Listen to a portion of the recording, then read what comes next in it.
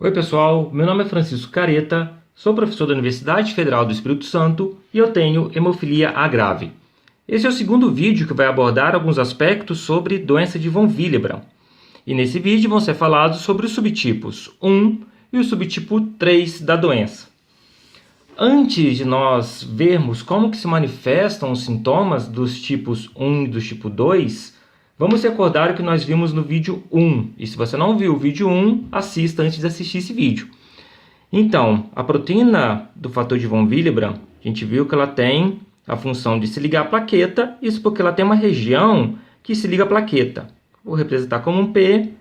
Ela tem uma região, ela também trabalha estabilizando o fator 8, porque ela carrega o fator 8, e para isso ela possui uma região de ligação ao fator 8, e tem uma outra região de ligação ao colágeno. Pois bem, então a gente espera que a alteração nessa proteína vai interferir nessas características dela de ligação.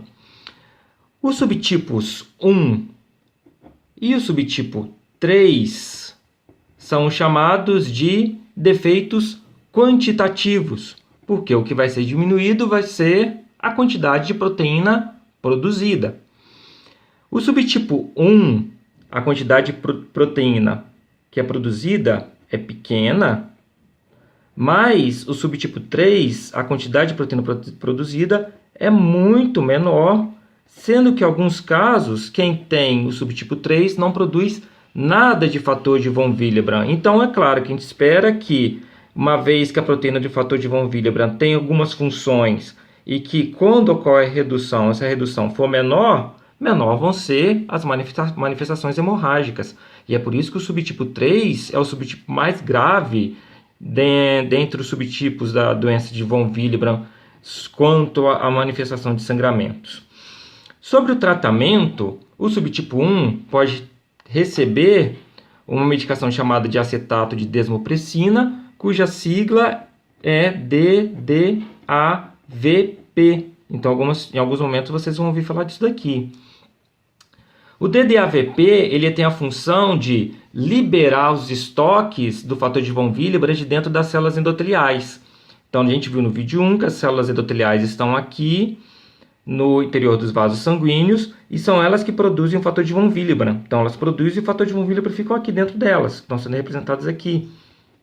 De tempos em tempos, normalmente, o fator de von Willebrand ele é liberado de dentro da célula endotelial e ele vai para a circulação sanguínea para exercer essas funções que nós já vimos.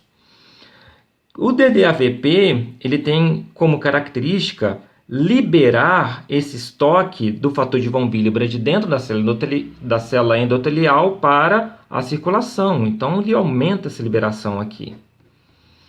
Isso vai funcionar bem em quem tem o subtipo 1. Por quê? Porque quem tem o subtipo 1 produz, só que produz menos. A pessoa que tem o subtipo 1 e toma o DDAVP, ela vai liberar, então, mais fator de von Willebrand, porque está estocado para a circulação, normalizando, ou então chegando próximo à normalidade, a quantidade de fator de von Willebrand que essa pessoa deveria ter na circulação. Na grande maioria das vezes, quem tem subtipo 1 responde bem ao DDAVP. Em outras situações, tem que fazer o tratamento com reposição do fator de von Willebrand, de coagulação. O subtipo 3. Para esse subtipo, o acetato de desmopressina, quer dizer, o DDAVP, possui pouca ou nenhuma efetividade.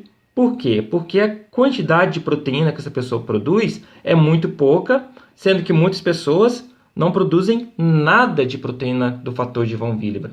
Então, se produz pouco, ou então se não produz nada, não existe estoque para ser liberado.